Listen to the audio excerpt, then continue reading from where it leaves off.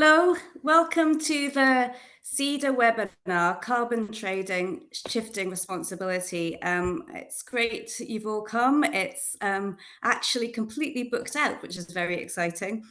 And it follows on two previous webinars hosted by SEDA, which is the Scottish Ecological Design Association. One of them looked at the potential community benefits and possible problems of ecosystem markets. And another looked at the potentials for investment and possible disbenefits as well. Yes, this one, which it's very exciting to see so many people wanted to come to, is kind of going to dig into a little bit more of the fundamentals of big questions about the values and the systems backing it. So big questions like, how does the carbon market work? How do emitters buy carbon credits and so on, but also looking at concepts like natural capital and also the markets and how they work. I'm Vicky Allen, and I'm your chair for today. I'm a journalist for the Herald. I write chiefly on the environment, and I've looked into these kind of issues, into carbon credits, green finance, and that sort of thing. And I am fully aware of how challenging a lot of the mechanisms and the issues around them are to think about and write about and understand. And so I'm really looking forward to this event being something which will really shed some proper light on the issues and help us get a fuller understanding.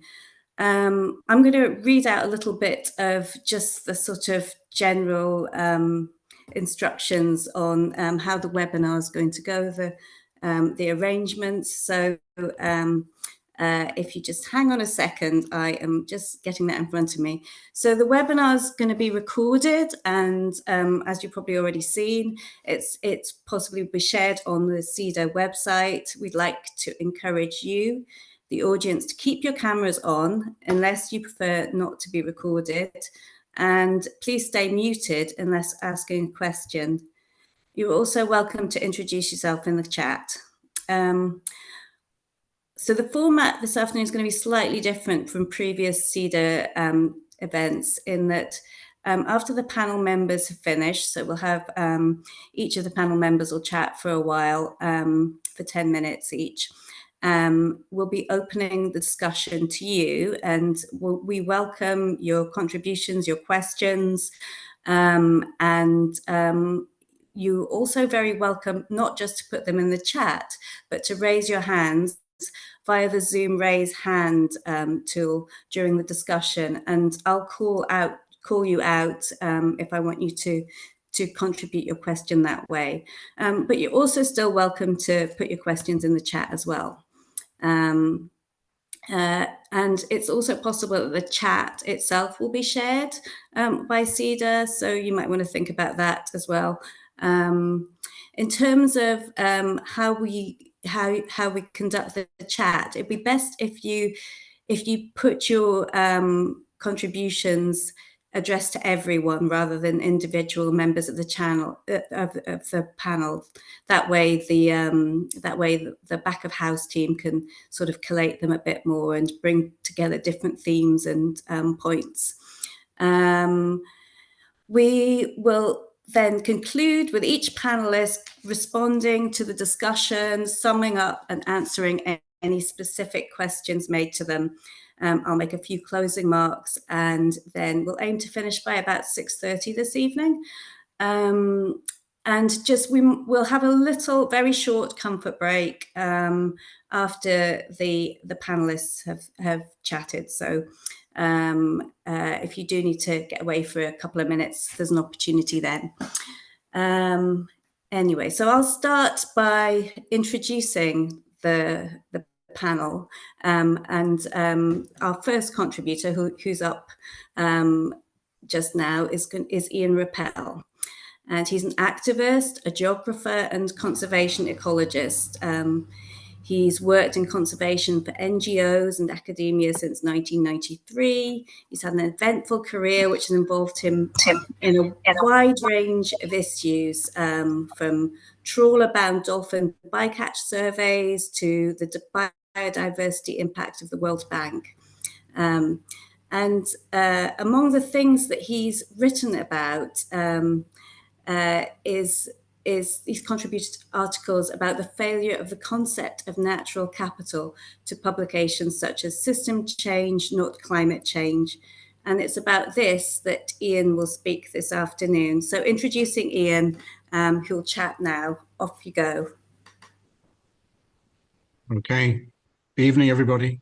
Thank you very much.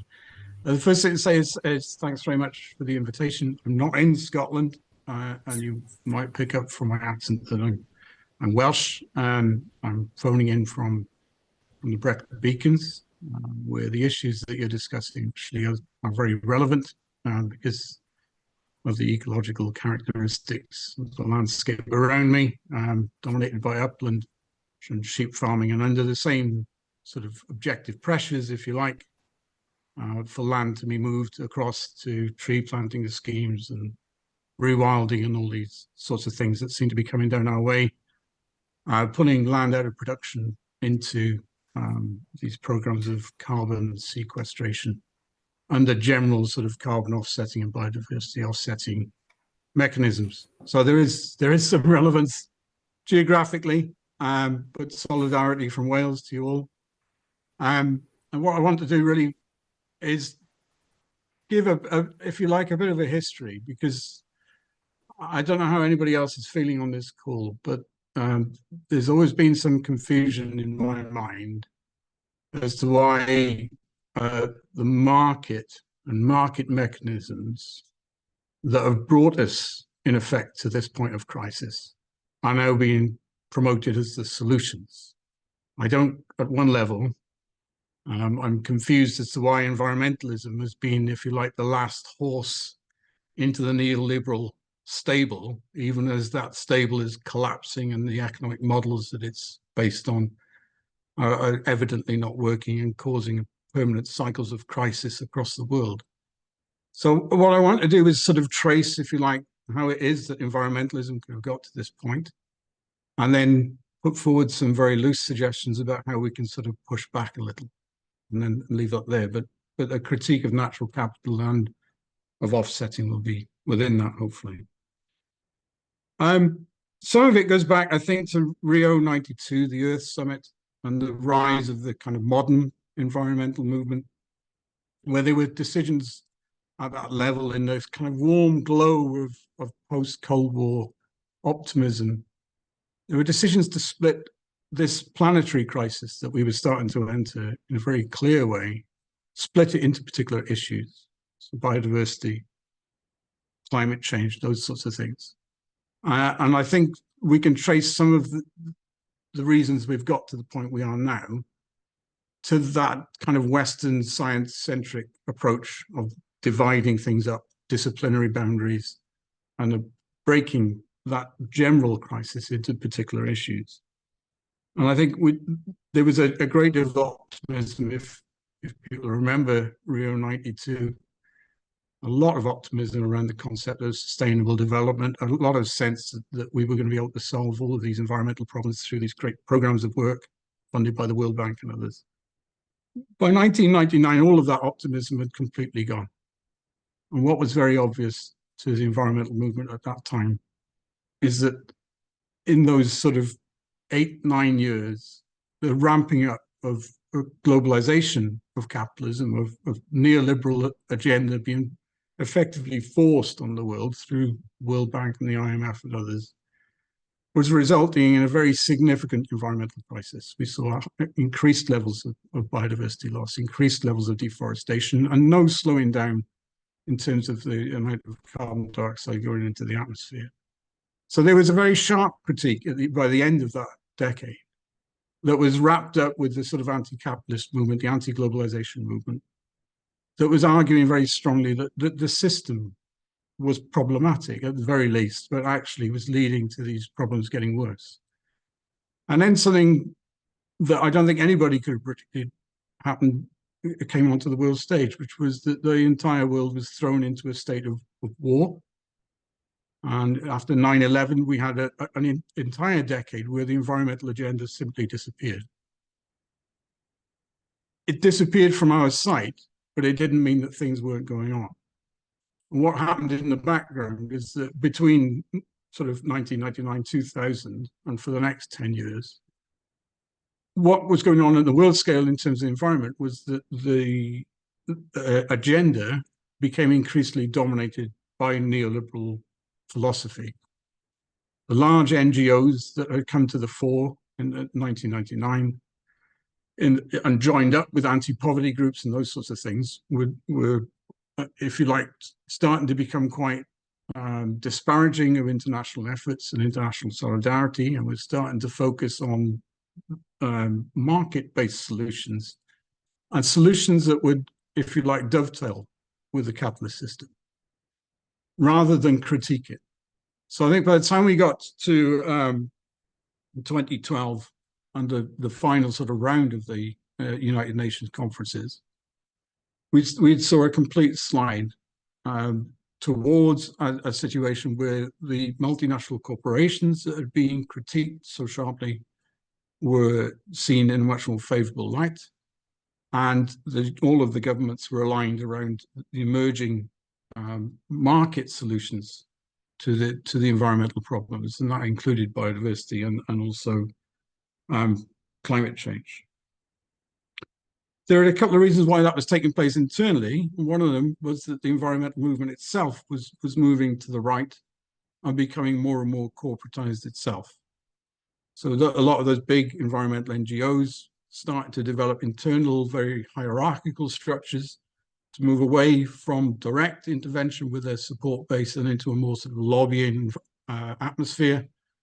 And they started to, in conjunction with the fact that the objective environmental crisis was becoming worse, they started to try and find ways that they could speak to, if you like, the corporate mind or the Western government mind or the neoliberal set in a language that they would understand. And that's where they started coming up with concepts like natural capital. It was a kind of, if you like, a rewording of the Quaker tradition of speak truth unto power.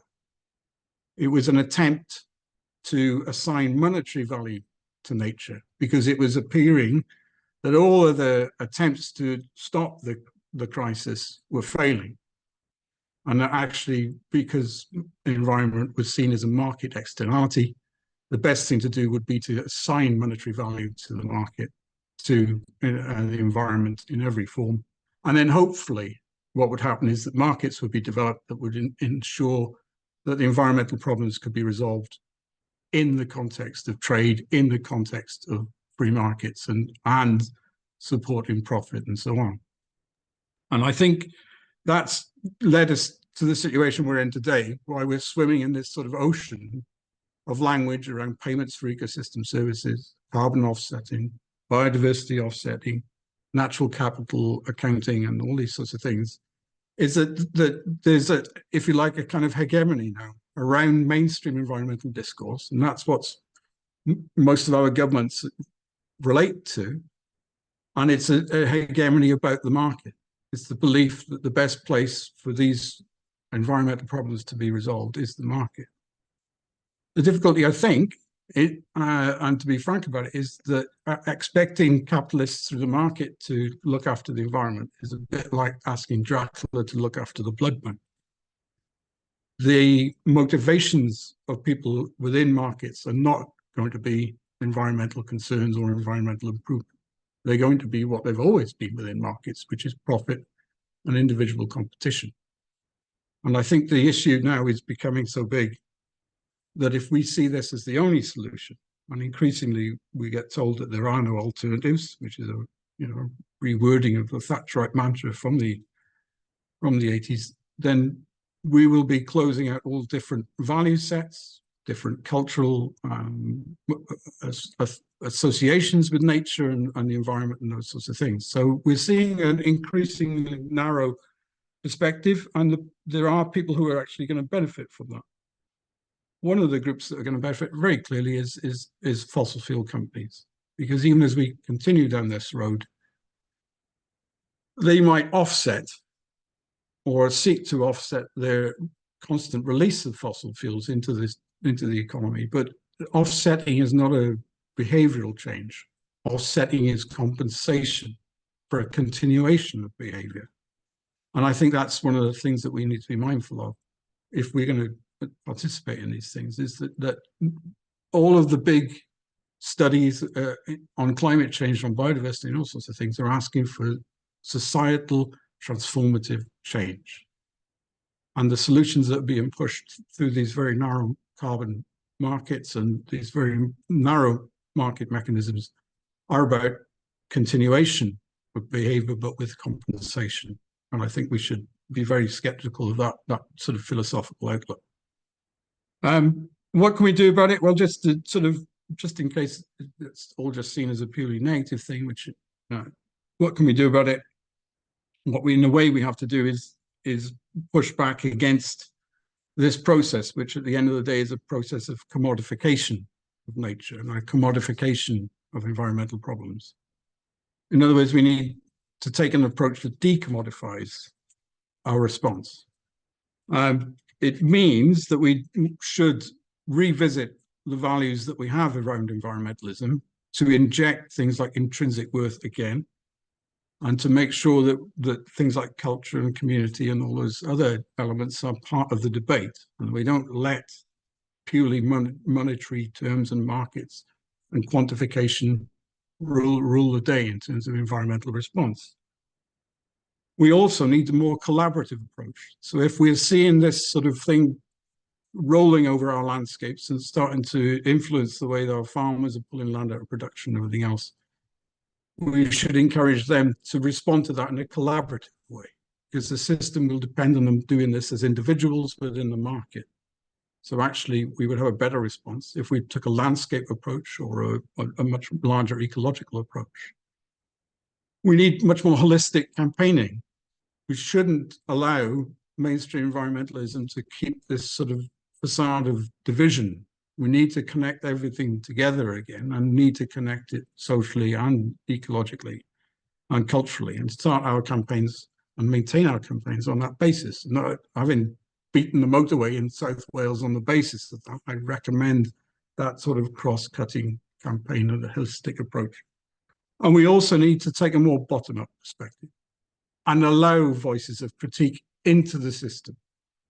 Because it's increasingly the feeling, I think, is it's almost McCarthyite out there now. If you're skeptical of carbon markets or neoliberal solutions to these problems, you're almost accused of disloyalty. And I think that's a completely, it shuts down debate. And the fact that we're having this debate here shows it's not completely shut down. But when I was involved in the Wildlife Trust, there were very few voices available to actually try and critique these solutions like natural capital and so on. So bottom up and international, a return to that high level holistic thing. So although this is about Scotland, don't forget what goes on here is connected to other parts of the world as well. And if land is pulled out of production to plant trees, that doesn't mean that agriculture and cheap food won't be produced elsewhere. We could be exporting the industrial model elsewhere, causing lots of degradation. Anyway, that's it. It's just a little overview to get things going. I hope it was of some use. Thank you very much. Diolch yn fawr iawn for your time. Thank you so much, Ian. That was a really enlightening kind of guide to how we've ended up in this very strange world in which nature is so much about to be commodified, and also options for how we look at how we can still have an impact in different ways. So I'm just going to now move on to Professor Mark Reed, who will give us a bit more insight into how those markets are working. He's the Professor of Rural Entrepreneurship and Director of the Thriving Natural Capital Challenge Centre at Scotland's Rural College. He's also Research Manager for the International Union for the Conservation of Nature's UK Peatland Programme. And Mark's also an old hand at SEDA webinars, having done another one in this series. And he's going to talk about a whole range of different market issues, from carbon offsetting to insetting, and how all the different mechanisms work. So over to you, Mark.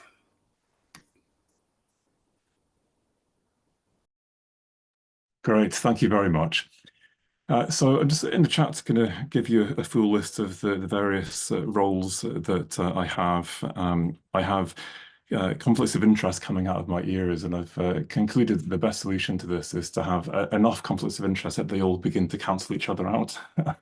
But as you can see, engaged a lot in conservation. I started my career as a conservationist, in fact. And ultimately, what I've been trying to do is to try and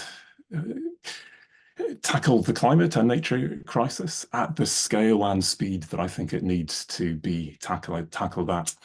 And for many years, that was about lobbying government. As this new thing of carbon markets came onto the arena, my colleagues and I began to ask ourselves, well, if government won't put the public funding we need into these challenges, perhaps we might be able to get this from the private sector. And for my sins, I will confess to being one of the original architects of carbon markets in the UK. I was the lead author of the peatland code. I'm currently writing codes around agroforestry, salt marsh, and involved in setting up biodiversity markets. As a researcher, I've always been an action researcher. Let's try and fix the problem, and we'll research this as we go. And ultimately, that has led me to a remarkably uncomfortable place, because here we are now with all of these markets proliferating.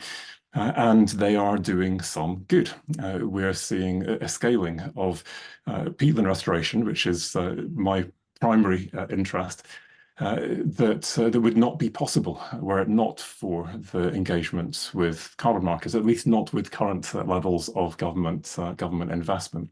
And yet we are also seeing things going wrong. I'm not proud of the fact that it is now possible to buy an area of peatland that is degraded, and it will cost you more than a pristine peat bog because of the carbon value it has in a damaged state. When you launch markets like this, you're launching effectively a live experiment, and I've been watching that go wrong in real time. And so my current focus is on working with each of the UK governments, but also through the United Nations, to do what we can to fix these problems. The theory I have, and still a working hypothesis, that we should not be throwing the baby out with the bathwater. But what makes this particularly uncomfortable for me, I think, is that in the intervening period, I've undergone somewhat of a religious conversion to realizing that, as we've just heard, that ultimately capitalism is at the root of all of these problems. And a belief I have now that we need to be transitioning to a post-capitalist degrowth type economy. And so I'm working on carbon markets and working with governments on how to responsibly scale these markets, and at the same time asking myself what we might be doing to move in the opposite direction. And so I'm looking forward to learning as much from this as I can help you guys understand. I was asked if I could present a bit of the basics in terms of how these markets work, carbon, biodiversity, everything else. And then maybe just conclude with a few thoughts on some of the latest research that I've been doing, and why I think that there is still an important role for these markets. So let me just share my screen to this. So here we are.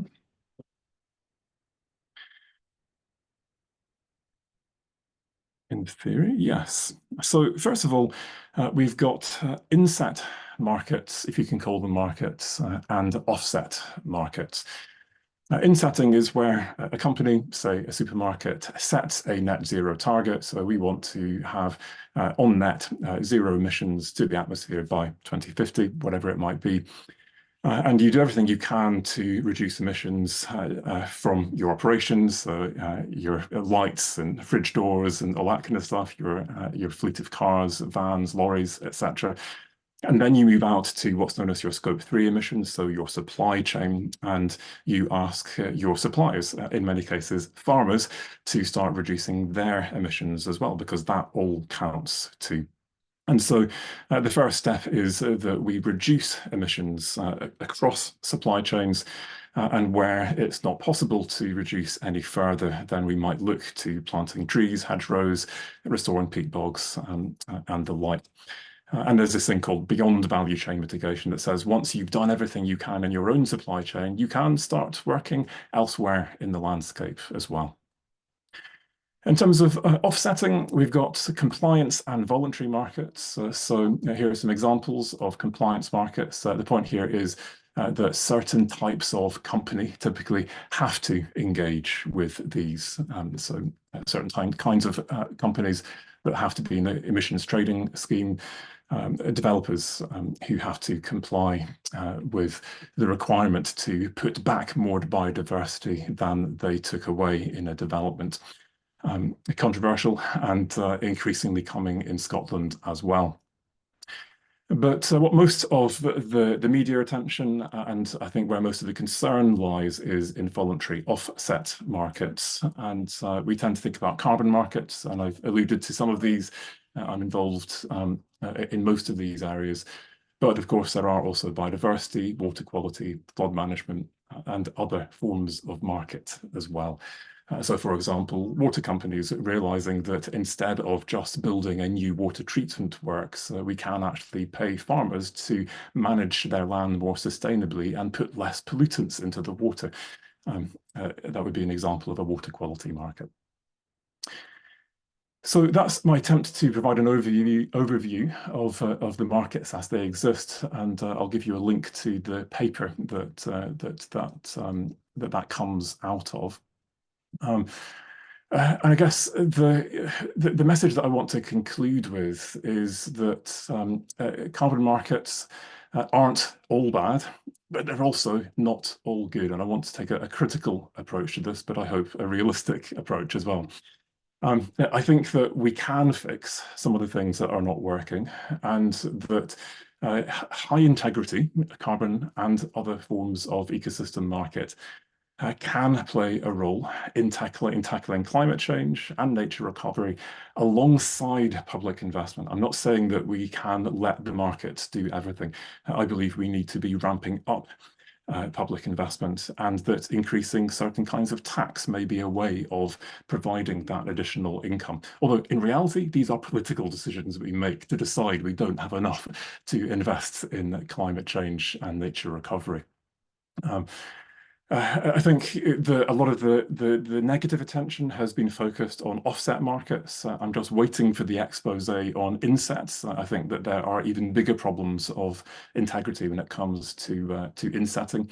But I do think that the direction of travel is right, that we should be focusing much more on insetting than we are on offsetting. We need the focus to be on reducing our emissions, changing how we do business so that we are not emitting stuff in the first place rather than offsetting.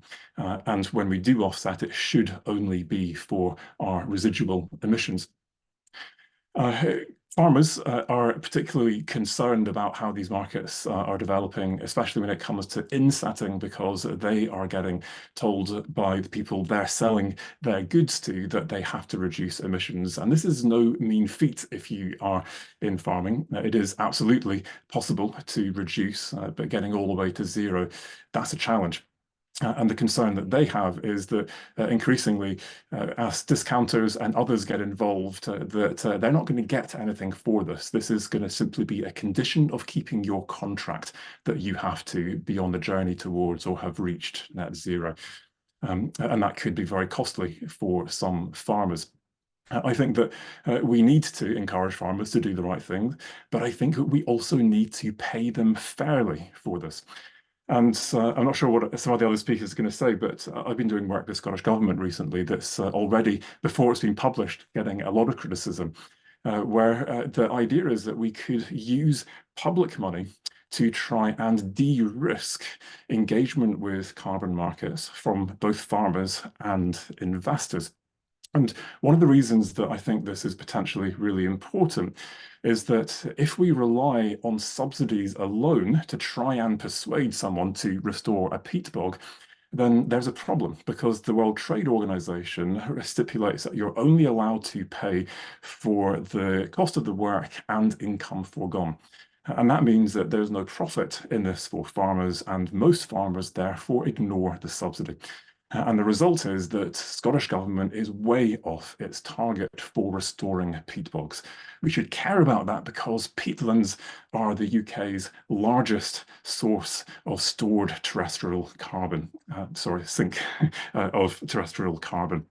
And it's going up into the atmosphere, and it is a major source of emissions from the land use sector. And by getting in markets involved, now we have the opportunity to pay farmers a rate that makes this attractive for the first time. And so now we have people actually considering doing this. But there are risks of getting involved in markets, which is why we might want to use the same amount of government funding we would have used in a public subsidy that nobody was taking to de-risk that private investment and de-risk the opportunity for the farmers, so we actually get people taking the money, doing the work, and we get the climate benefit. That's essentially the idea behind this.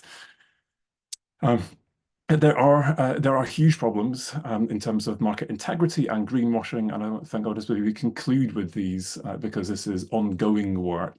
But to say that it can be fixed, and it is being fixed, but it is not fixed yet. And so we should be cautious in believing that everything will necessarily be okay.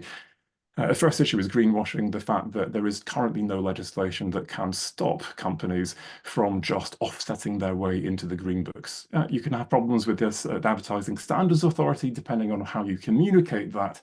But other than that, then you can get away with greenwashing at the moment. And we need to make sure that if people do use offset markets, they can only use this to offset residual emissions. And even then, I suspect, only up to a fairly small amount. It should be about reducing emissions, not offsetting. In terms of how to do that, we're talking to Scottish Government, English governments, well, UK government in terms of reserved powers. There are various legislative and other levers that can be used to close this and prevent this from happening. And there are a lot of minds greater than mine currently working on that issue. In terms of market integrity, how do we know that when someone does invest in an offset, that is actual real carbon, that it's permanent, that it's additional, it wouldn't have otherwise happened, and that there's some assurance around what's going on there? So things like the Peatland Code, the Woodland Carbon Code are well known for their integrity, but we're now getting low integrity competitors coming in saying, we'll give you carbon that's kind of a bit dodgy and a bit cheaper, and there's no way of policing cowboy outfits. And so I'm currently working with the British Standards Institute. I'll be lead author of their carbon standard, which is a standard of standards, effectively. That means the Woodland Carbon Code, Peatland Code, but anyone else, if they want BSI accreditation, will have to reach a certain threshold. And that will then guarantee that if you are working with a BSI accredited scheme, that you are actually getting what you think you are getting. I think in the UK, to conclude, we do have some of the highest integrity markets in the world. We are, I think, more aware because we've been a bit ahead of the curve of what's going wrong than others, and we are doing more, especially in Scotland, than many other countries, and others are watching and potentially going to follow in our footsteps as we try and tackle these issues.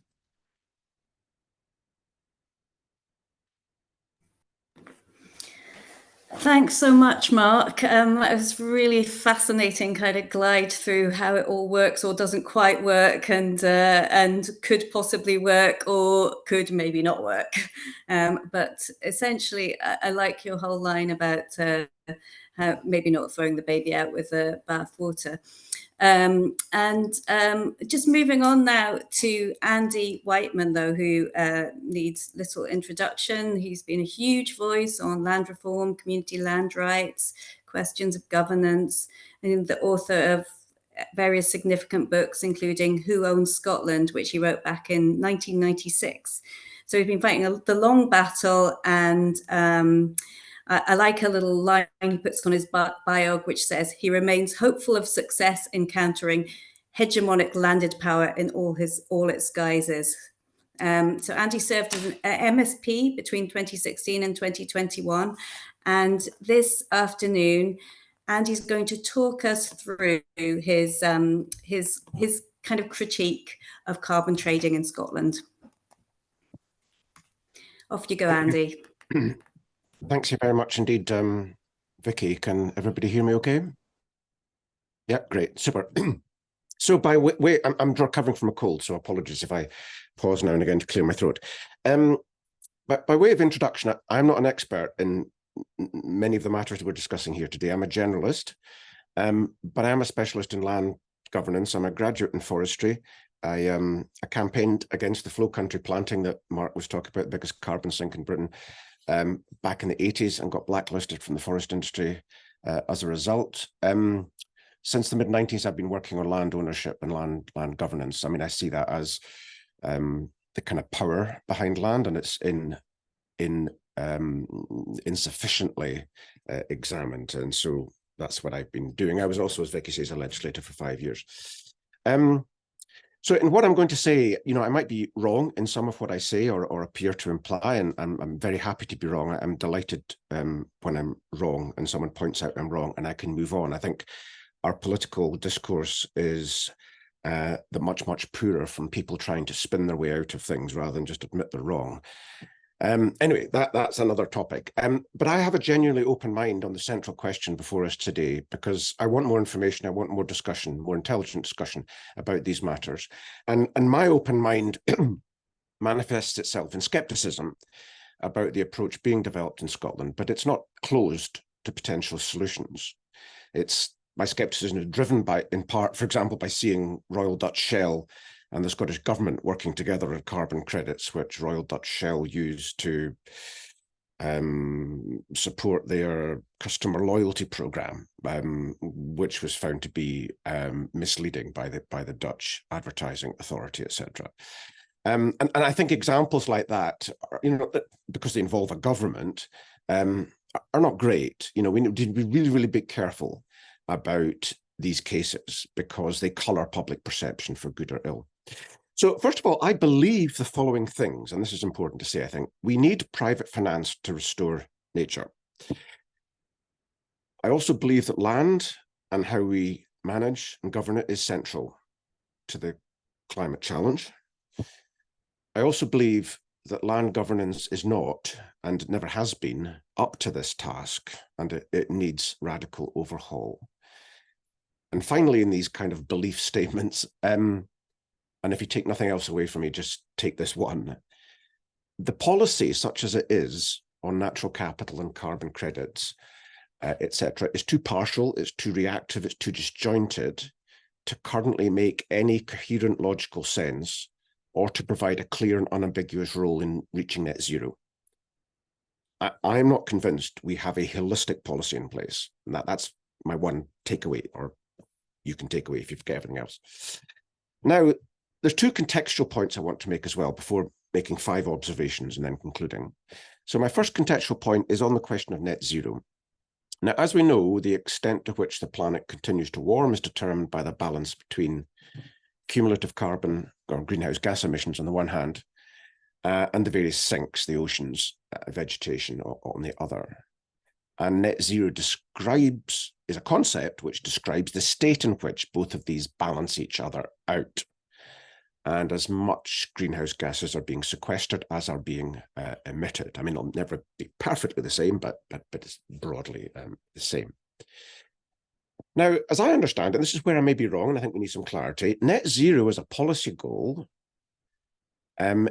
is a goal to achieve a state, 2045 or 2050, after which all you have left is unavoidable emissions. And all of the discussion around unabated emissions, unavoidable emissions, in my understanding, is in relationship to a net zero world. Otherwise, we wouldn't have these emissions at all if they were avoidable. Now, the Voluntary Carbon Markets and Offsetting report by the Committee on Climate Change stated that the committee's view is that a business is only net zero once nearly all Scope 1, 2, and 3 emissions have been reduced, and the few remaining emissions are counterbalanced with long-term removals. Now, most responsible businesses, or many responsible businesses, have established a pathway to net zero by 2030, 2040, 45, whatever it is, which does involve tackling your Scope 1, 2, and 3 emissions and getting them down to the point beyond which what's left is unavoidable. And the significance of that I'll come back to in a minute. The Climate Change Committee also concluded that the evidence reviewed for their report, which I think was produced a couple of years ago, Mark can correct me, suggests that voluntary carbon markets are not currently supporting net zero globally. Low prices and inaccurate, I'm quoting, low prices and inaccurate claims mean that credits may not be meaningfully reducing emissions, while their use may cause buyers to take less action on their own emissions impact, end quote. In other words, only once we've limited all avoidable emissions can we enter a net zero world, where what remains is offset by carbon sequestration. We need to reach net zero as quickly as possible. Scotland's target is 2045, UK's 2050. And another relevant point in this connection is that all efforts to sequester carbon from new woodland and peatland restoration will, practically speaking, have very limited impact on carbon balances until after 2040, 2045. These things take quite a while to kick in. So that's the first contextual point. My second contextual point is around specifically the Woodland Carbon Code as an example of the action that government's taking. It was developed not in response to climate policy, but in response to concerns that the UK commercial timber industry was not, that our targets for planting new forests were not being met. And the industry argued that if carbon credits were made available as a mark of approval by government, it would attract new finance. And so that's why the Woodland Carbon Code was developed. Now, interestingly, the provisions of the code have been recently tightened up to ensure only investors in new woodland who need the additional finance, the additionality rule, can register with the Woodland Carbon Code. And that follows the practice that the international consensus on voluntary carbon markets is that they should only be developed in addition, as additional tools to pre-existing government policies on decarbonisation. Now, the code is now operational, but ironically, in response to a 40% cut in the Scottish forestry budget this year, investors are now lobbying very hard for commercial forestry to be allowed into the code to provide that additionality and indeed to provide that finance on the basis that if they're not going to get forestry grants, they can still finance it. So that's a kind of subtle, but I think important context to it. Now, I've got 5 observations. They're somewhat random, but they derive from looking at what's going on and having questions about it. And some of these may have answers, some may not, some may be partial, others more full. And the first is policy. So carbon, our management of carbon and markets needs to be developed as a policy, as part of a policy, a holistic and integrated policy about how we manage land to maximize greenhouse gas sequestration. For example, why are we currently providing access to the peatland code and public finance to landowners to restore peatlands on one usually relatively small part of their landholding, large landholding, when on others the deer density is so high that it's degrading peatland through overgrazing and diminishing biodiversity? It doesn't make any sense to me that you're not using existing potential policy levers when you entice people into new financial policy instruments. So that our policy on this needs to be part of environment policy. It needs to be part of agriculture policy, of forestry, of land reform, of rural development. And some niche elements of this have not been fully considered. For example, many projects in the Woodland Carbon Code are designated as 100-year projects, no thin, no fell regimes. So there'll be no thinning or felling. Now, in some cases, that is good for carbon, but not necessarily. In that time, for example, we could have had 2 rotations of high-quality softwood that could then be used in construction, locking in carbon for another century, and indeed well beyond. So potentially, we are encouraging activities which are actually not maximising in the medium and long term, certainly in a net zero world, our abilities to sequester carbon. Secondly, the question of land values. Now, this has been well documented. Scottish Land Commission's produced quite a bit of material on this. I did a big market review finding my website of land sales in 2020 to 22. And I was actually quite surprised to find the overwhelming majority of sales of large land holdings in that time were to organisations engaged in natural capital markets and investment. So Gresham House, for example, the third largest private landowner in Scotland, come from nowhere.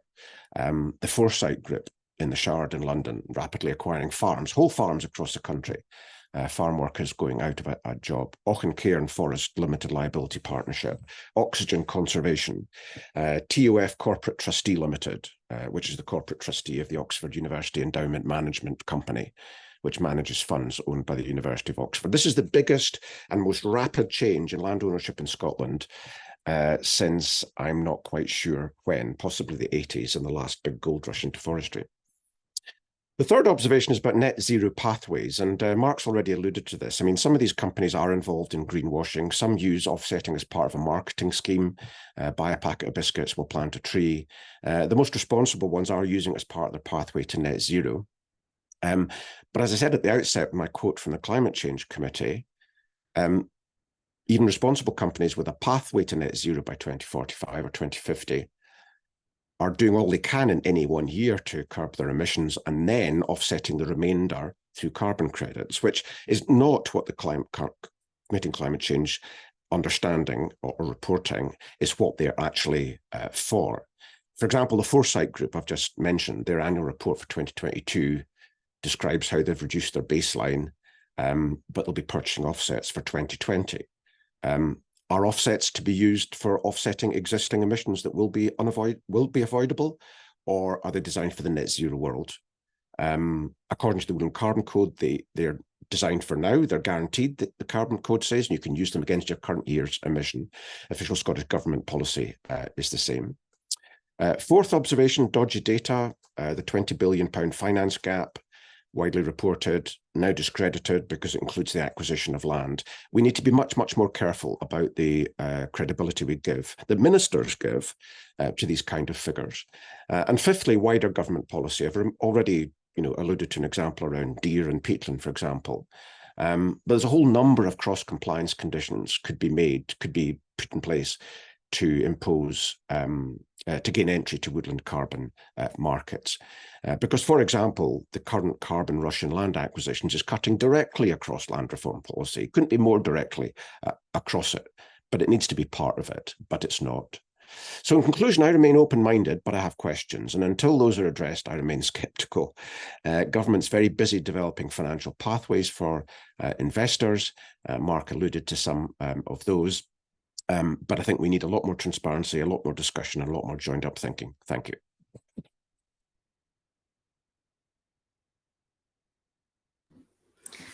Thanks, Andy.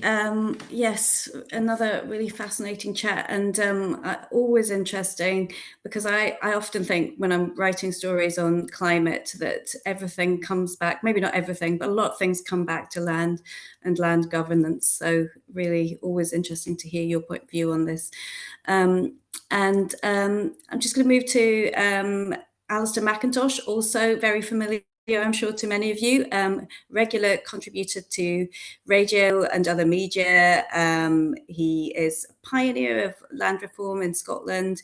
He helped, for instance, bring the Isle of Egg into community membership. He's written many books, including Soil and Soul, and also Riders on the Storm, which was longlisted for the Wainwright Prize. And He's certainly been very vocal on the issue of carbon credits and green finance, especially in his recent publication, The Cheviot, The Stag and the Black Carbon. Alistair is now going to look at UK carbon trading legislation and how it plays out, particularly in rural communities, and also perhaps question its basic premise. So fire ahead, Alistair. Thank you so much, Vicky. And thank you for SEDA for extending the concept of ecological design into these widely framed issues such as Ian Rappel kicked us off with, and then Mark with his wonderful religious conversion critiqued his own perspective, and then Andy's, as usual, very sharp analysis as to what is going on. I'm just back from the Isle of Egg, actually. I was there all last week. And one of the things that hugely impressed me was Tasha Fife, one of the second generation, somebody who was born on Egg and grew up there, returned to the island with her partner, and is running a tree nursery, which is now exporting to other islands using seed of local provenance, employing local people, doing it at the kind of pace that can happen when communities are in charge of the land. Why does the land matter so much? Why is it that land reform leading up to the 2003 Land Reform Scotland Act has been so important in recent and current Scottish politics? It's because land is so centrally about our being. We see that especially clearly in the West Highlands and Islands, which are the parts of Scotland that have been least affected by landlordism because of the relatively low agricultural quality of the land, and until relatively recently, the difficulty in getting to such places. However, what I'm going to describe is not unique to the Highlands and Islands. You also find it very clearly in the poetry of Robert Burns, in the contemporary songs of Karine Polwart from the Borders, John Muir's work even, Nan Shepherd's, although they are more on the environmental and social side. But what I would like to focus on in terms of what we're discussing today is the Gaelic concept of duchas, D-U-T-H-C-H-A-S, duchas. And John McInnes of the School of Scottish Studies, late of the School of Scottish Studies, he died a couple of years ago, explaining that the native Gael who is instructed in this poetry carries in his or her imagination not so much a landscape, not a sense of geography alone, nor of history alone, but a formal order of experience in which all of these emerged. The native sensibility responds not to landscape, but to duchas. And just as landscape with its romantic aura cannot be translated directly into Gaelic, so duchas cannot be translated into English without robbing the terms of their emotional energy. The complexity involved can be appreciated by reflecting the range of meaning. Duchas is ancestral or family land. It is also family tradition, and equally, it is the hereditary qualities of an individual.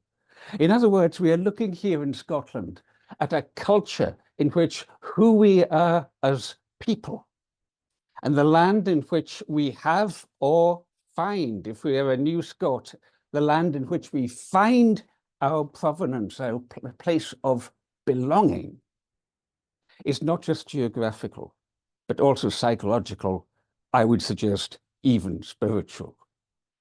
And that is why in March of last year, when Lorna Slater of the Green Party as a Minister for Biodiversity announced a £2 billion private finance investment partnership with 3 investment institutions, it came as rather a shock to some of us because there had not been prior public debate about this. And £2 billion is a hell of a lot of money, supposedly, to be pumping into it. In a Zoom session that Community Land Scotland set up with James Oliver of Hampden, when I pressed him as to what would be the drivers of this, what would make it profitable, he said economy of scale in massive scale planting. And as John Hollingdale has pointed out in his paper for Community Land Scotland, the problem with that is the Scottish nursery industry is not geared up for that and is not likely to want to be because of risk-averse factors within the industry. Therefore, you're looking at contract planting. Therefore, you're looking at things like one example I heard of where the seed of local provenance is taken to Spain, where it is propagated in the warmth and brought on and then driven back in a lorry to be planted out in Scotland. I cite that as just one anecdote. We have a further problem in terms of the sheer ethics of offsetting.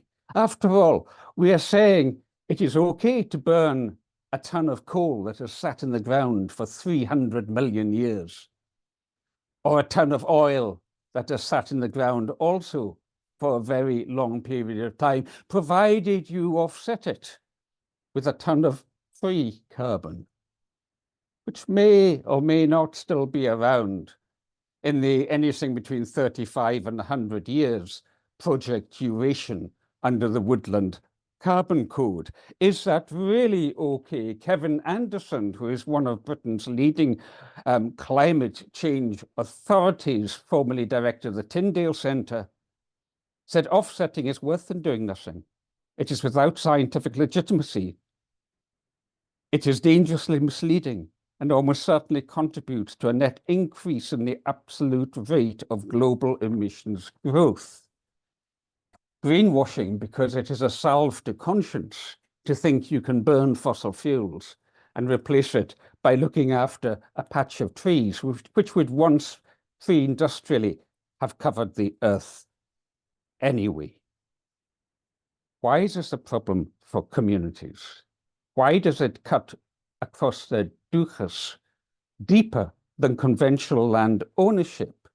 Because when you sell the carbon, you enter into a contract with the person to whom you've sold it.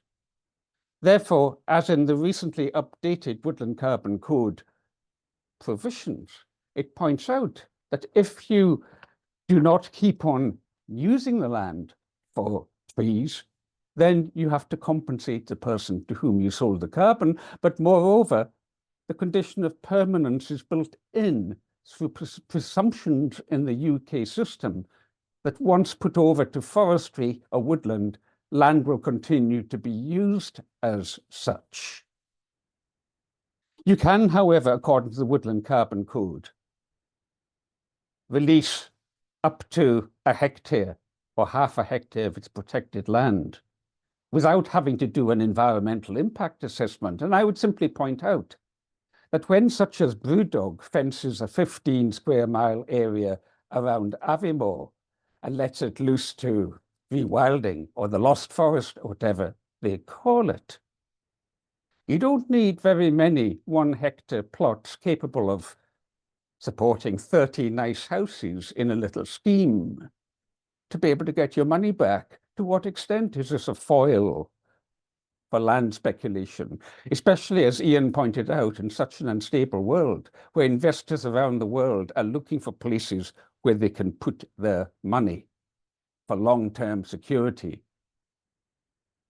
And Scotland is one of those countries like Canada or New Zealand or Scandinavia that is relatively secure in the face of future climate change. What might we take from this?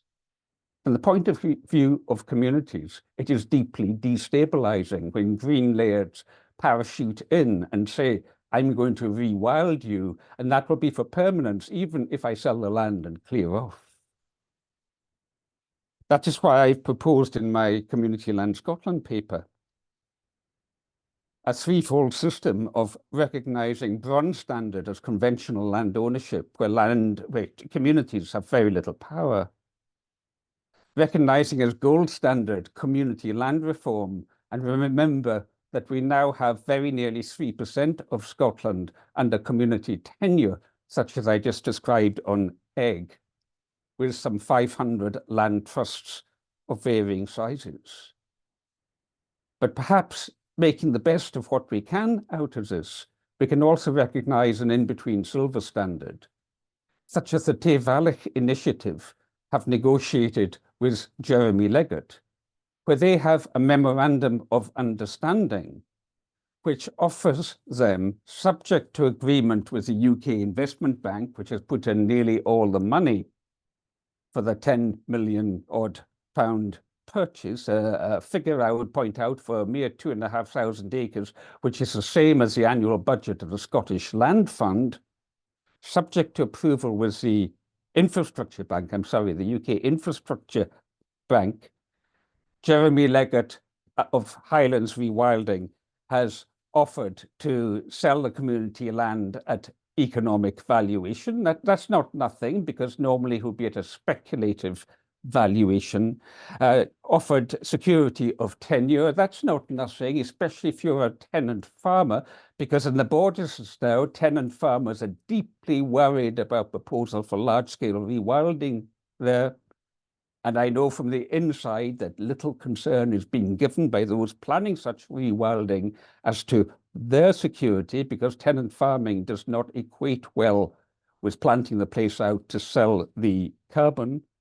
You can also, with a memorandum of understanding under the silver standard, introduce rural burdens on the land.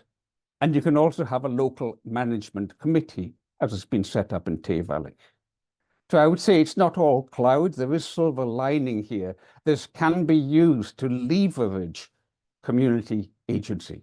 And I leave you with the words of Kenneth White, the Glasgow Gorbals-born Ayrshire poet, laterally professor of 20th century poetics at the Sorbonne, famous for his geopoetics, the synthesis, the higher unity, as he described it, of geography and poetry. I am a landowner too, after all. I have 12 acres of white silence up the back of my skull. There lies our claim to right. Thank you. Thanks so much, Alistair, and for making also the land so real, and the sort of bringing us right into the community relationship with it. I'm just going to kind of just sort of sum up now, but also I just wanted to say that some of you might have noticed that I am not the person that was meant to be the chair. Sandy Holliday was meant to be, but unfortunately she couldn't do it today, so I've stepped in, and I was going to be part of the event anyway, so I was part of the conversations leading up to it, and in the run-up we discussed how we wanted this to be a questioning event, and it's certainly been that so far in the presentations that we've just seen, and it's raised the kind of questions, not just accepting that these markets are going to happen, but sort of looking into what whether we want them, and what are the real, very real problems about them. But it's also been very welcome to hear that even amongst those who have really major issues with them, that there's still talk, even with Alistair there, of a silver lining, in fact, that that we can still find positives there. And it's also just worth reminding ourselves that obviously this today we just heard, in fact last night we heard that the Scottish Parliament's announcement that we're not gonna, the Scottish Government's announcement that it's dropping, it's ditching its target for 2030 simply because it's not meeting its targets. It's saying it's inconceivable to meet that target, and so there's the very real sense that we do have these targets, and more than that, we have something that we're trying to meet here, something globally urgent that we're trying to do, and targets are there, and within the context of this chat, it's interesting to see how you know, the question there of whether green finance and carbon trading are the route towards it. And obviously, we started off with Ian, who was raising that big question around the whole journey that we've made with natural capital. And then of course, we moved on to Mark, who even he is asking those big questions. But one of the issues, obviously, is we live within the world that we live at the moment. And one thing that that certainly all this brought to mind was that I was interviewing Pete Cairns recently from Scotland, the Big Picture, the rewilding organisation, and he was saying that he felt that we have to, how we have to live and engage with the system that we're in. Obviously, a lot of us maybe don't want to do that, but this is, this in these conversations, we've also seen how we can question the system, but also find the ways in which it might work, or seek out ways of improving it. So I'm hoping that that you've all got lots of questions, and I'm going to offer you a very short comfort break, maybe just a couple of minutes. Shall we say 4 minutes? And everyone can go away, make a cup of tea, go to the loo or whatever, and come back, and then I'll invite you to ask all those questions. Thank you very much. See you in about 4 minutes.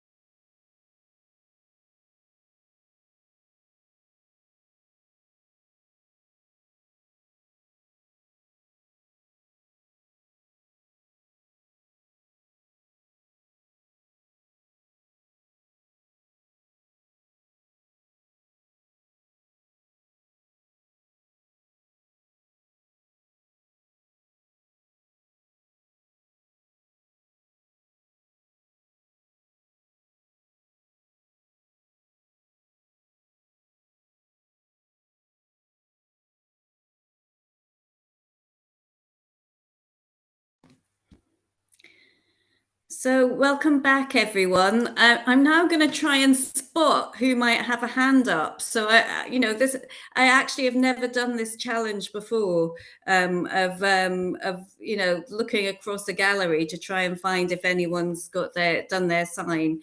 So yes, let me know if you have a question. Otherwise, I'm going to take one from the chat, but I feel sure, or even if you've just got something to say that you'd really like to say, a contribution to the debate, that or just a thoughtful response. Anyone wanting to speak just yet?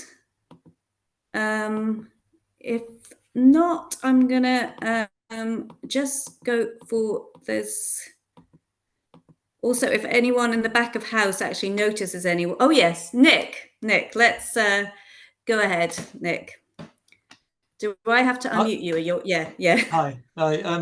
Well, thanks very much, obviously, to everybody. It's really interesting. I just got a couple of comments, really, and then a question for Mark and Andy, I suppose. Just first thing about natural capital is once you start noticing it, you really notice it. The whole idea of nature services, natural capital, it is actually everywhere. I mean, it's quite extraordinary. I mean, the National Trust for Scotland, it got august bodies like that, and the heritage organisation and so forth. It is the whole idea of. I think it was Alistair sort of mentioned the idea that you can ascribe a transient value to things like, I don't know, a river. What services does a river provide for us, and can we put a value on that? Is that sort of idea? It is quite extraordinary when you think about it, but it is everywhere, and indeed it's the whole basis of, as far as I can see anyway, of the carbon credits and offsetting and so forth. I suppose it'd be interesting to know how that plays out, and particularly in, you obviously you've got the same issues in Wales, so I'd be interested to know about that. I suppose the other thing I was wondering with comments from Mark and Andy, I suppose the thing is that what I was wondering was that I think as Andy's made a point, certainly in his writings, that that by, if you like, allowing large corporations or large landowners to, if you like, to sell these credits either themselves or through agencies, it has a number of effects which are perhaps the unintended values. The first of them is what we discussed at the previous SEDA Land webinar, which is that it obviously puts the land price up, so it reduces the potential for community ownership, and obviously invites speculation. A race to the bottom as far as actually making land available to the most, which is a Scottish Government policy. Indeed, the consultations out on the land bill just now, says that the Scottish Government is determined to spread land ownership, but this policy of willfully accepting land, carbon credit offsetting seems to be exactly against that. But the next question I suppose I've got is really, as far as I understand it, if land is, for example, some area of peatland is used as a carbon credit for for a company or a landowner, that means that am I right in saying that means that it can't be counted twice? The Scottish Government can't use that same bit of peat, if you like, as part of the government's contribution to carbon reduction. Therefore, with every bit of peat or forest which is sold off, it just means that the Scottish Government, or in other words, we have to find more areas to offset. Is that right, or have I got that right? So I'd be interested to know if you could come back on that. Can I answer that question and then maybe hand the question about land price? I guess Andy's probably best qualified to answer that. But no, we took a decision with UK government and Scottish government in the early days of the Woodland Carbon Code and the Peatland Code that we would not allow inward investment from overseas companies. So it's only UK companies or the UK arm of international companies who are allowed to invest. And that means that all of that carbon can then count towards our domestic targets under the Paris Agreement. There is some. There's no legislation to prevent new carbon markets operating that don't. That's a voluntary thing that we set up with government. And so some of these competitors that are coming in are saying that they want to offer those carbon units to overseas companies, which would then mean that we would have to cancel them out and take them off our national contribution. So yeah, there are different people within government that want that or don't want that. Most people are like, yeah, it's hard enough to reach our net zero targets without giving them away. Others are saying, hey, we need inward investment. So yeah, and you can see which side I'm on. With the Carbon Code and the Peatland Code, we're trying to keep this UK only as a domestic market. Just to come in there, can I just clarify something, Mark? Because there's a risk of some misunderstandings here. And apologies, I didn't just get that last question from Nick because I'm seeing my partner off on a long trip for 3 weeks and she's just gone now. The Woodland Carbon Code and the Peatland Code don't prohibit overseas interests buying land in Scotland. They say they're neutral about that, but the credits themselves can only be used to offset UK-based emissions. That's the key thing, isn't it? Just, you can clarify that? Yes. Yeah, indeed. That's fine. Okay, just to be clear about that. So in a sense, I mean, if people from overseas want to invest, want to buy land in Scotland and invest in it, they're free to do so, but they can't sell those credits, at least through those codes, to people to offset anything other than UK emissions. On the services, natural capital, I mean, this is an interesting thing. I mean, it's been going on for a while.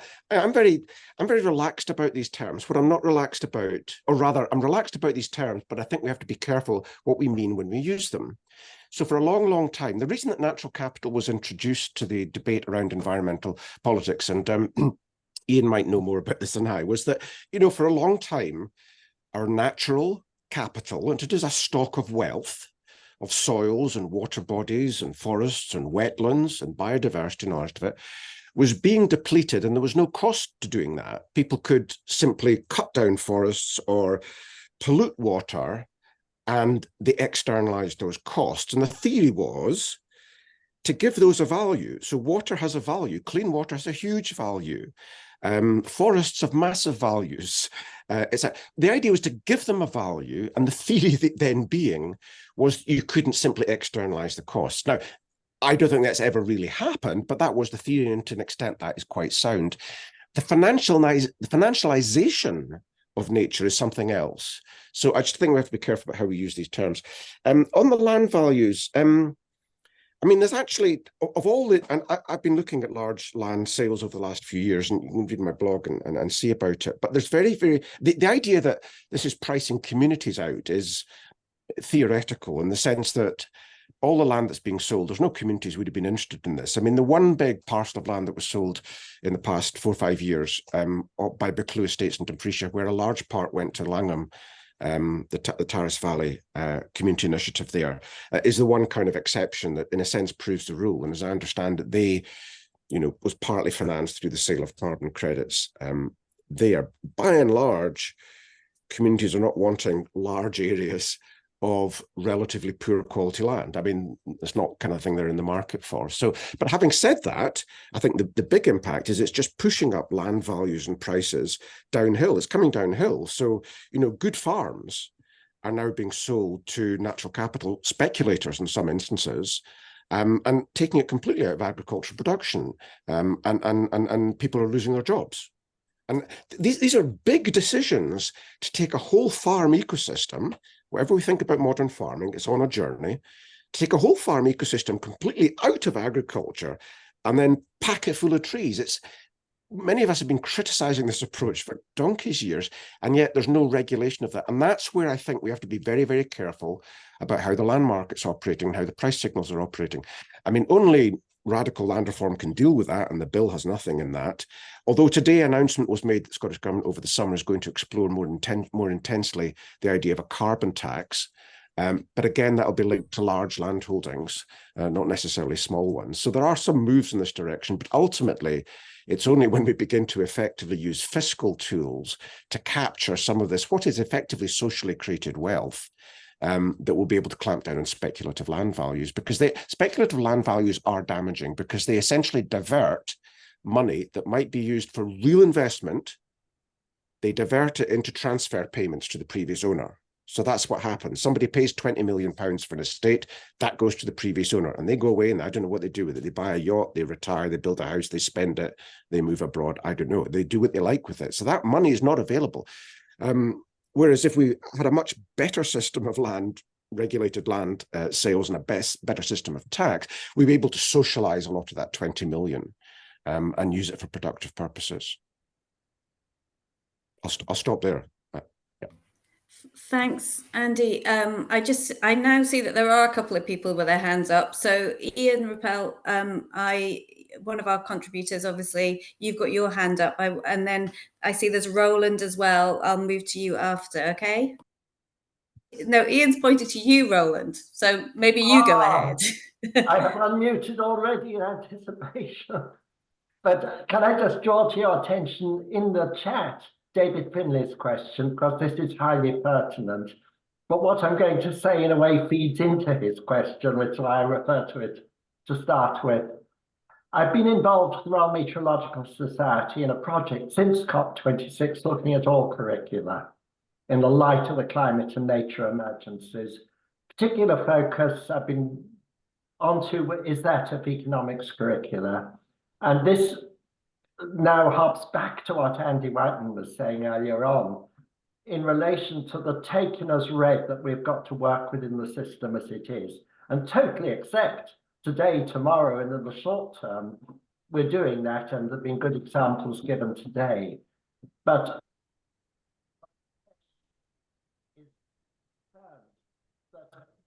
because the warnings of what is happening have gone back 50 years to the Club of Rome and to the report Limits to Growth, that was implying that system change was necessary. The question we've got to put to all of our panel here, and I'm saying this on behalf of lots of people I've been talking to since then, and most recently at an event I was speaking at yesterday evening, is look, none of this has prevented us being in a situation at this present time. Yes, there is El Nino. This has had a 0.1, maybe 0.2 degree effect on the global averages, but we are way over any explainable level of what has been reached in the last 12 months of global warming. We are running above 1.5 degrees Celsius now as an average, and some sea temperatures even more dramatic in terms of their normally slower responses. We as a profession do not have the answers as to what it is we're not factoring in that can explain these events with all their individual weather events around the world, the speeding up of the consequences for humanity. And I don't hear in our discussion today the debate that we really need to be having about restorative climate justice in the context of the way in which the economic system we have created has been a causer and an incentive to cause the problems that we've now got and haven't been anywhere near adequately achieving mitigation for, and a real reversal of the system. So it is this one of system change. Lots of young people will talk to you now who are studying economics about pluralism. They accept that we've got to come up with new systems that will not just depend on the goodwill of a few of those who are more insightful at present about just how serious the crisis is in the corporate world, but those who are massively targeting the environmental and climate movements around the world to devalue, disinform about their message, to mislead, confuse, and depress people. Please come up with something that is more than what we've been talking about. And so many people are saying this to me as a professional in this area. I just want to hear some thoughts there. Thanks. Thanks, Roland. That's a fantastic comment. Maybe Ian could reply to that. I know you had your hand up already. And yes, do you want to go ahead? Yes, sure. Yes, yeah, by all means. I mean, I hoped I was critical of the system, Roland. I certainly, yeah, I would be very critical of it. I think I mean, I'll roll up what I was going to contribute. I mean, natural capital is a really good example. Yeah. Natural capital is a way of assigning monetary value to nature in all its forms.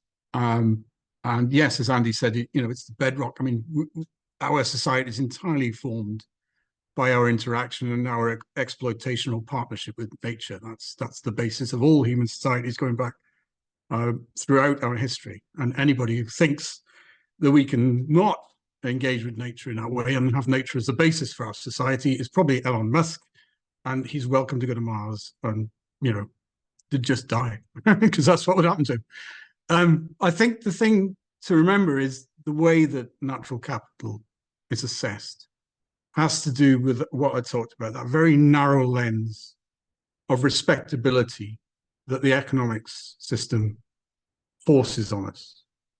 And the consensus, and it is a false consensus, relating, and I'm going back here to other comments earlier on, it appears to be completely accepted that it's fine to put financial value on nature, and that by doing that, we'll somehow manage to bring nature into the economic language and economic systems and not be destroyed, because it will no longer be a kind of abstract or market externality.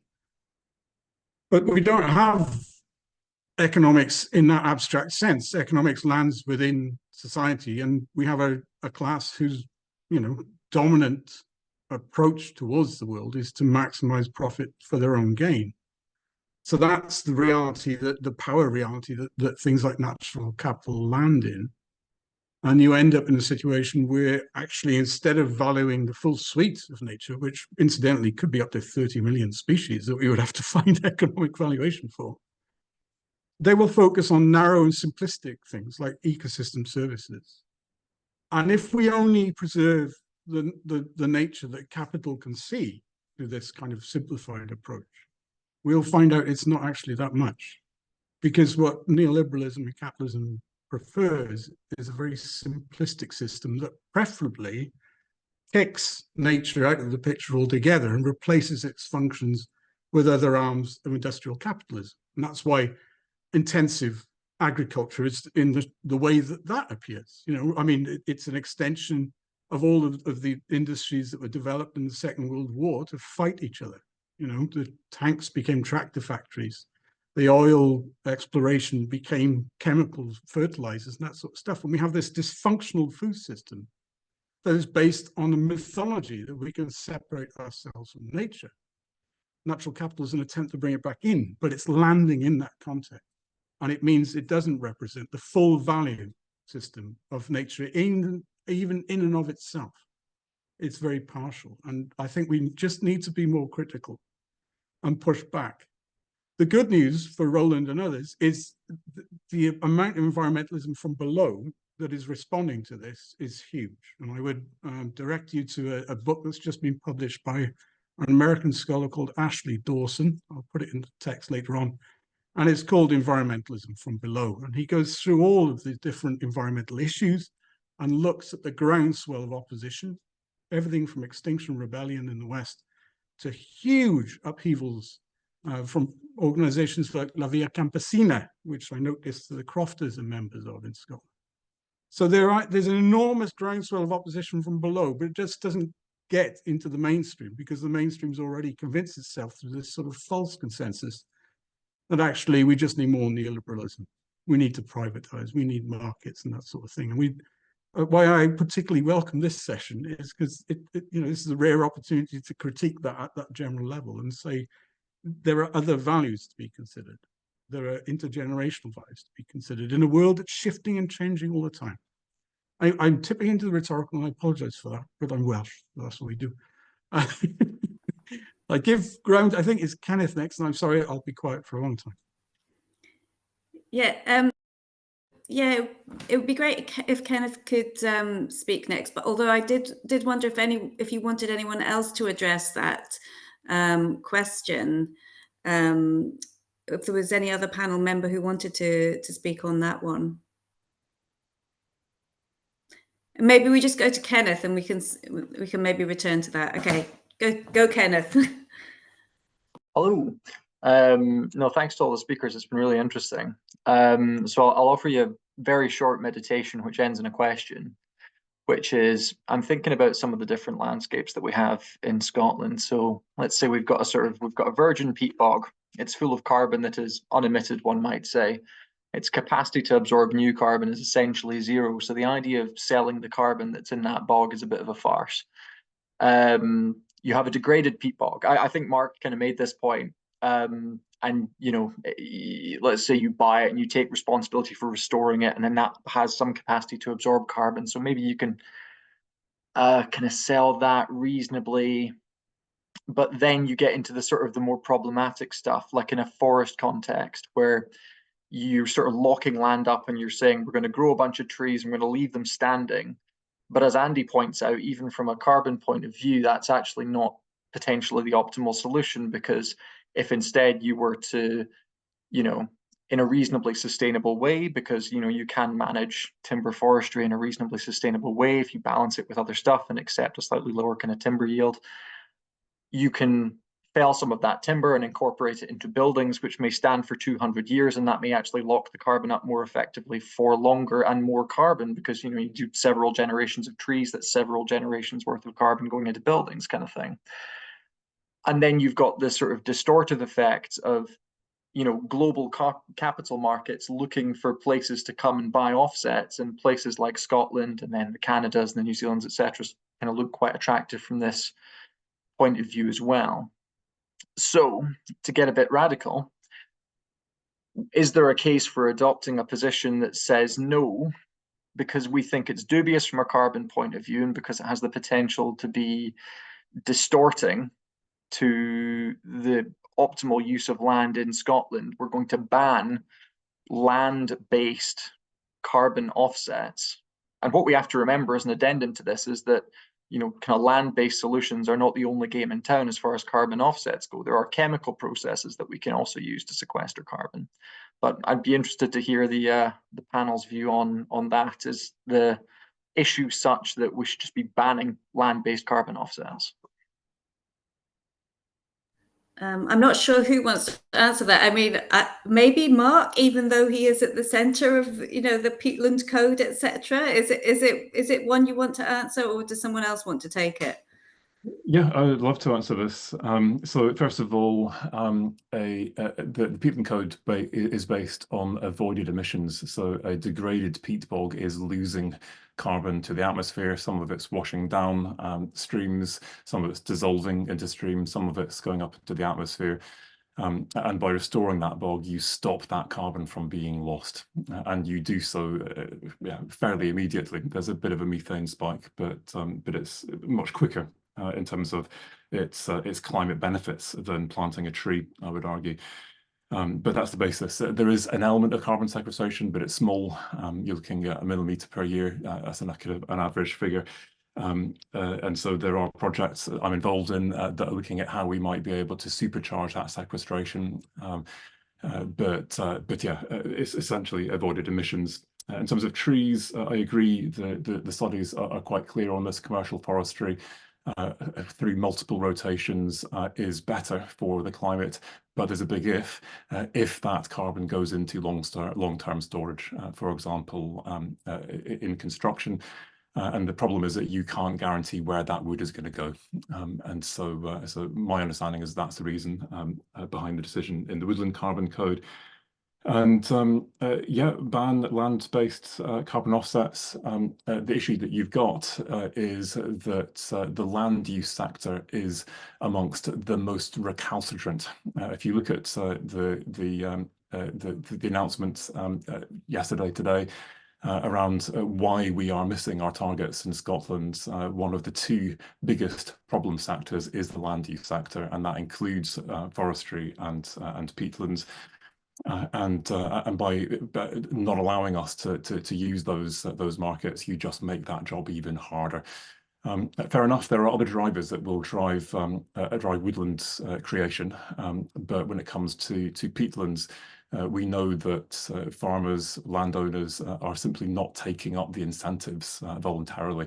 We need either more incentives or more penalties, or I would argue a combination of both, a better incentive plus a tax, which ultimately meets in the middle and gets those peat bogs into restoration.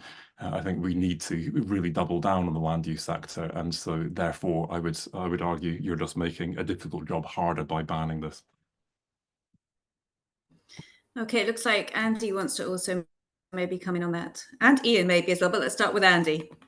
Yeah, very briefly, Kenneth, that was a series of very, very good points. I mean, I've advocated a ban just to stimulate conversation, and it's more to do with my, my healthy skepticism about this. I'm open-minded about it all, but it's almost like until it can be reasonably well demonstrated that everything we're doing in this space is positive, we should be focusing on reducing emissions, and we should be developing a carbon market that is well designed to deliver clearly articulated, monitorable outcomes. So that, I don't like the word ban anything. I would just say we need a well-designed, if we're going to have a market, if it's got a place to play, we need to know exactly what that place is, what it's designed to do, by when, design it properly, implement it, and monitor it properly. Okay, and I think there is potentially a place for that.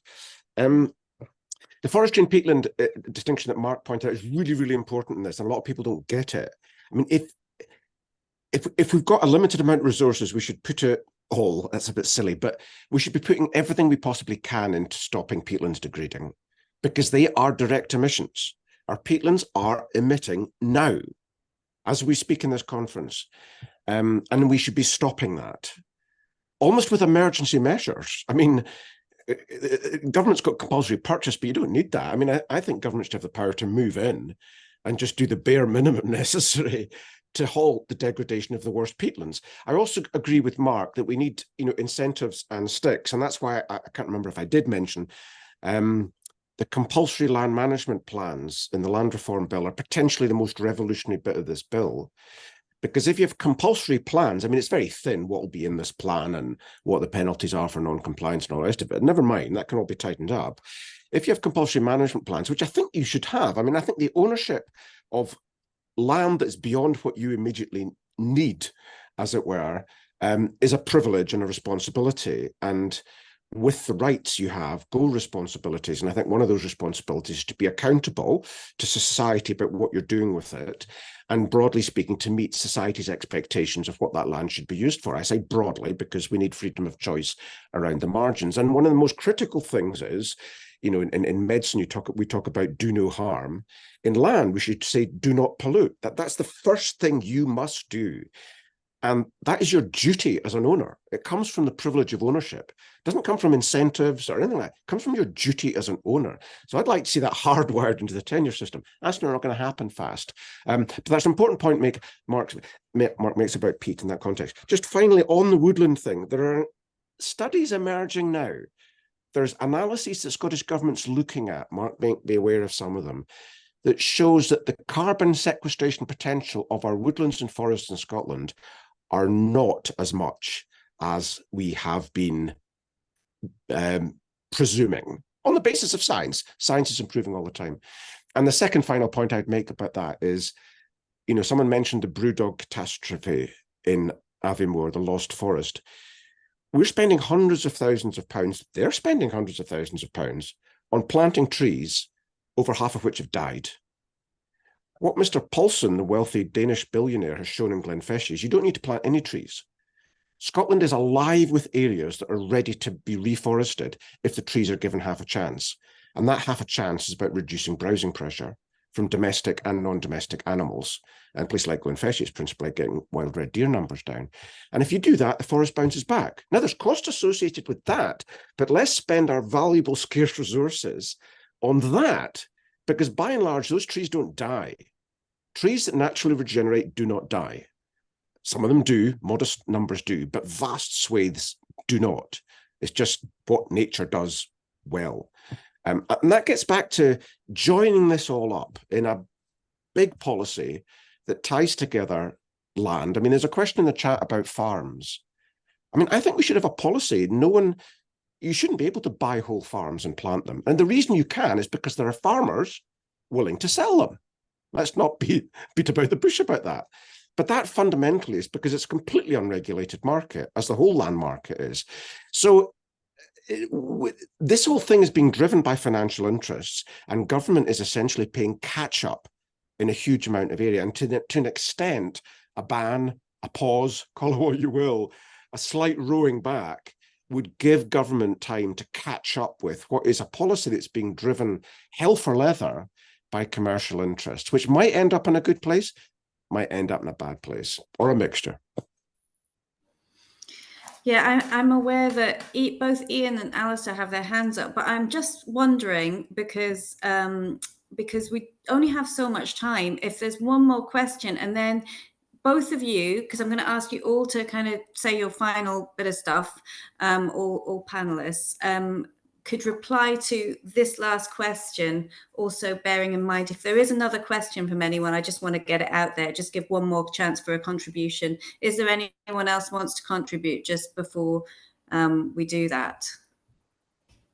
I know that Dave Finlay was mentioned earlier, and you put a question in the chat. Would you like to actually say it? Maybe not. Okay. Yeah, okay. I mean, it's not so much a question. I think it is more an observation of the carbon markets and their impact on farming and land use in the southwest of Scotland, and the fact that the land is being gobbled up.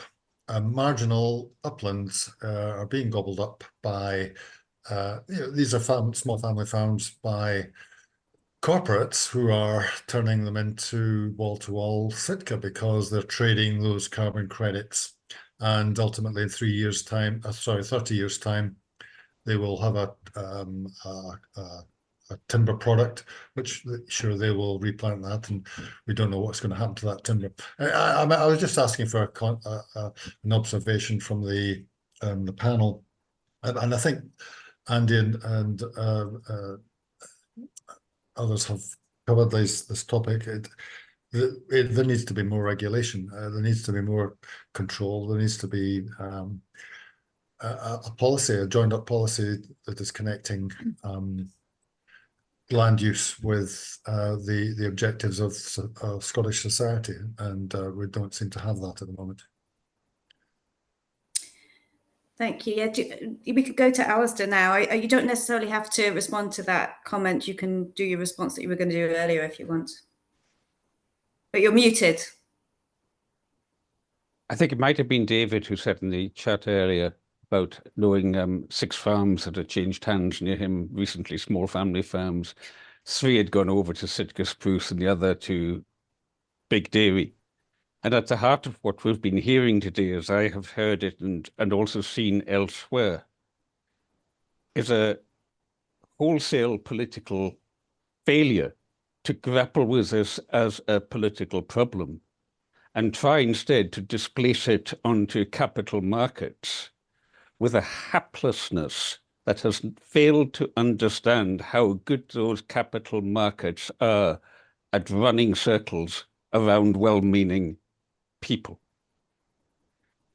So if I just take one or two examples, because I do think this has an effect on communities. Places like Tevalik had looked into trying to buy their land before they had to throw up their hands in despair because the value of the estate was more than the slightly more than the community land fund in its totality. Or another example, the MacLeod estates in Skye, where 372,000 trees, I've got the figures here, were planted on 240 hectares in a rewilding project.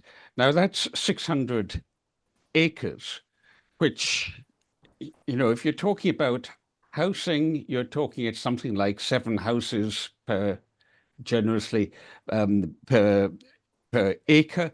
If you're talking about forest crofts, you could have had 60 crofts there because this was decent farmland. What is being produced out of that? Basically, an estimated or planned capture of 64,000 tons of carbon over the next 95 years. So instead of having that as a place of habitation, like it once would have been, this is now a place which is just going to sit and do nothing except grow trees while MacLeod Estates rakes in the carbon credits.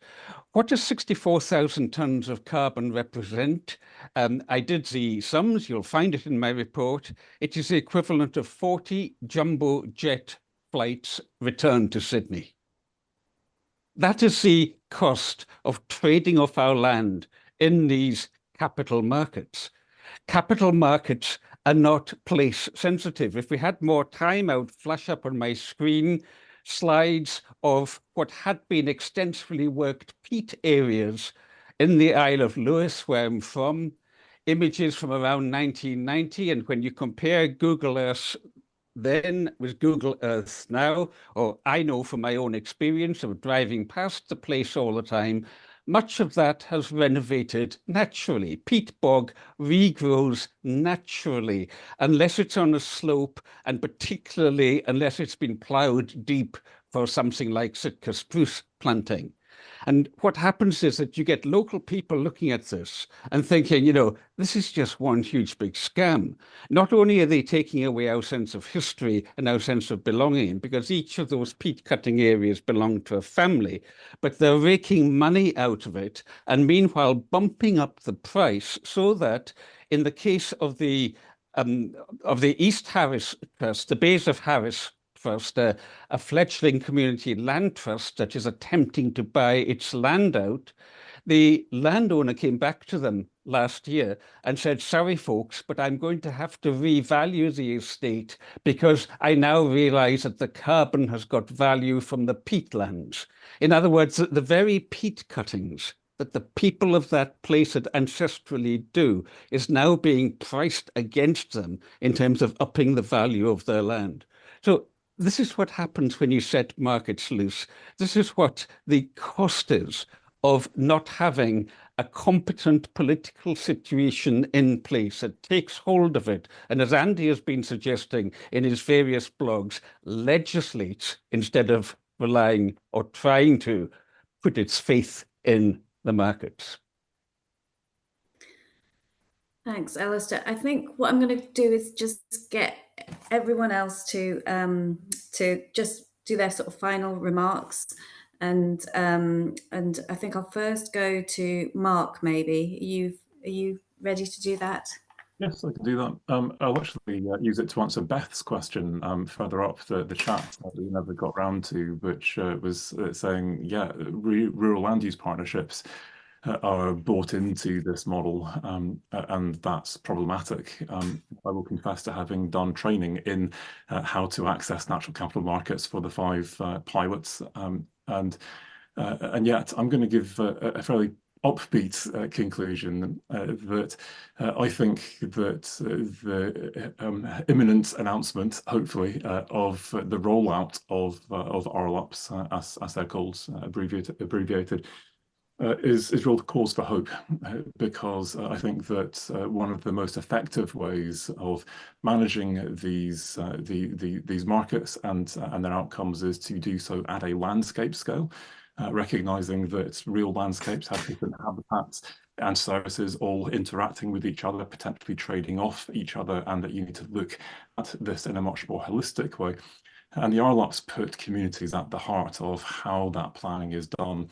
And the work that I've done with RLUPs suggests to me that, that this is running entirely contrary to that idea that the biggest landowners just get to do whatever they want. This is about trying to bring people into that conversation with the community and to actually make a plan that everyone is happy with. And my final point would be to say that that yes, it may appear that there is, well, in fact, there is not a lot of policy coherence at the moment, but Scottish Government is in the process of creating its natural capital investment framework, which is designed to bring that coherence. And at the heart of that is the idea of communities benefiting directly from these markets, and only if they want them to be happening in their backyard. Thanks, Mark. I think I'll go to Andy next. Further thoughts? Thanks. I mean, just finally on Mark's comment there, which he said, you know, the ambition is only if they want them. I mean, that does imply a degree of governance at a local level that's completely absent at the moment. I mean, you know, if I own 100 acres of land, the carbon is for me to do with what I wish. I just, you know, raise that as a challenge. I mean, I do think we need to be managing things more at a landscape scale, but more importantly, we need to have much better governance frameworks for this. We need to get away from the notion that government in Edinburgh makes various policies and somehow these policies magically are implemented over the place, over Scotland, which is a very, very diverse country with very different circumstances, very different geographies and climates, very different land ownership patterns, land uses, and all the rest of it. And we do need to get a lot of this governance local. I think that's one of my key messages. And the other one is, this is nothing new. I mean, in the 70s and 80s, we had the forestry gold rush on the back of tax incentives. I'm speaking to you from a cabin built of timber planted as part of a tax dodge in the 70s and 80s. I'm glad to be able to do something productive with it. But communities got nothing out of that, and we're now spending hundreds of millions of pounds undoing the damage in the flow country. We never learned the lessons for that. And then wind came along in the early 2000s. And again, there was a notion that communities could have buy-in. Even on the National Forest estate, you know, communities were added in at the very last minute. It was parcelled up into 4 and auctioned off to global multinationals. And now we have the carbon rush, and it's worst, in a sense, because forestry in the 70s and 80s did involve the acquisition of quite a lot of land, but nothing like the scale today. And the wind rush didn't involve the acquisition of land. It involved getting permission and leases to plant windmills on other people's land. And therefore, there was this kind of integration between planning consents and energy consents and developers and communities and landowners, out of which you could fashion something relating to a better governance framework. We're still not there yet. But this involves the very large scale, very rapid, the very unregulated sale of land on the global market. And, you know, if you look at my rural land sales report, which I published in February, you'll see the scale of this and the money that's changing hands, and it's getting faster and faster. So, and to what end? That's my concluding thought, you know, unless this is joined up, unless all of his investment is genuinely capturing carbon at significant scale within a time scale that's appropriate, that is genuinely net zero, that's genuinely being sold as credits to people to offset unavoidable emissions, which in my world are post-2045 emissions, not current ones. And that's a big question I have in all of this that hasn't been satisfactorily answered yet.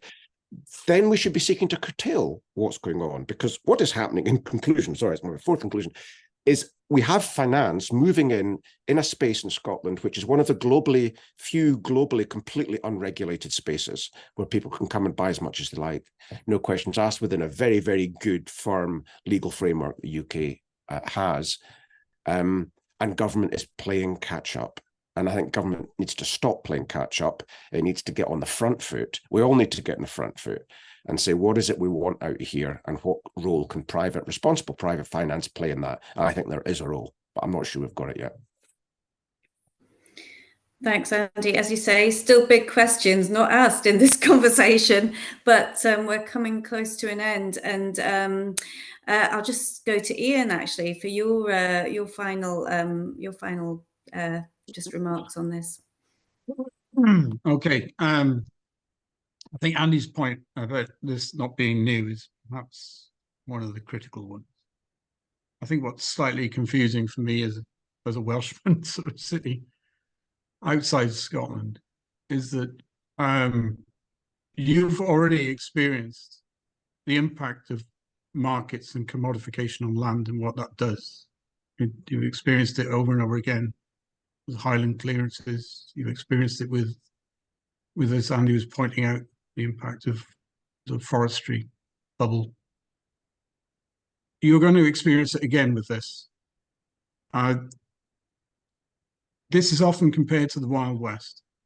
This whole carbon offsetting, biodiversity offsetting, rewilding, mix, all of these neoliberal policies.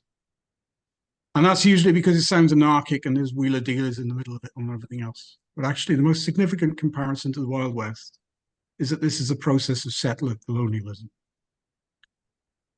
If you think it's bad that a few farms are being bought out and planted with trees in Scotland, I can guarantee you that in the global south, that is operating at a much, much larger scale with a very, very strong degree of violence.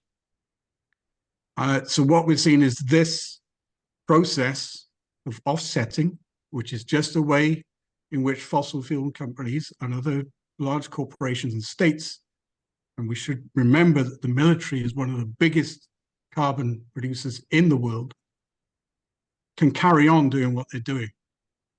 Offsetting is not about changing behavior. It is about compensating for behavior. It is not about transformative change. It is about business as usual with a green facade, not greenwashing, green facade. These are important questions, and the debate was sidelined.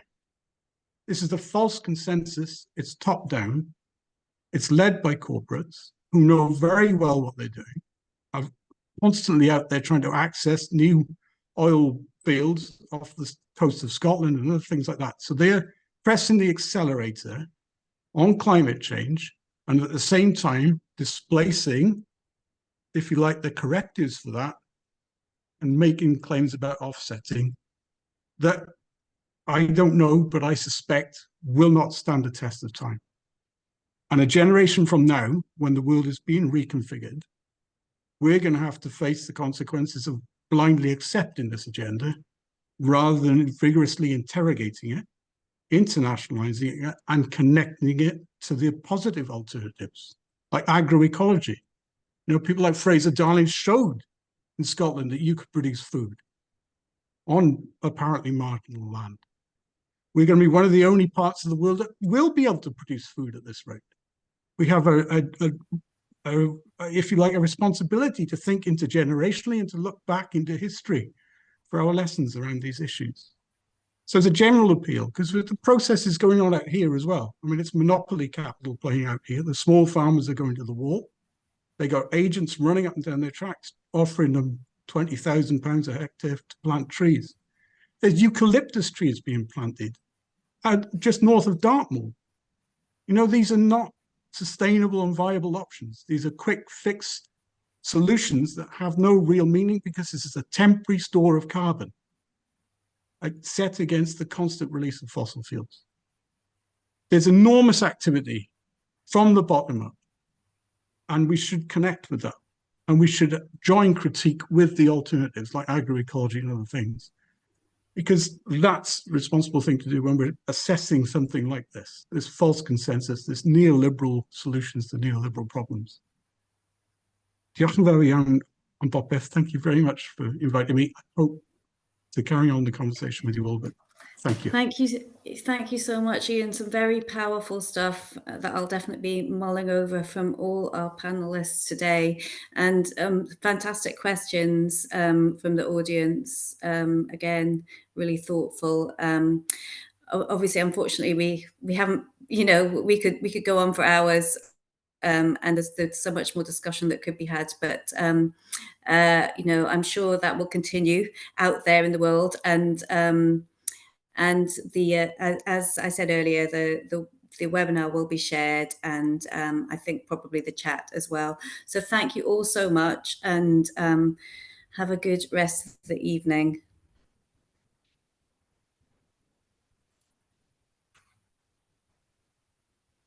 Don't know what happened there. Are we the only two left? Is anyone else left? Thank you.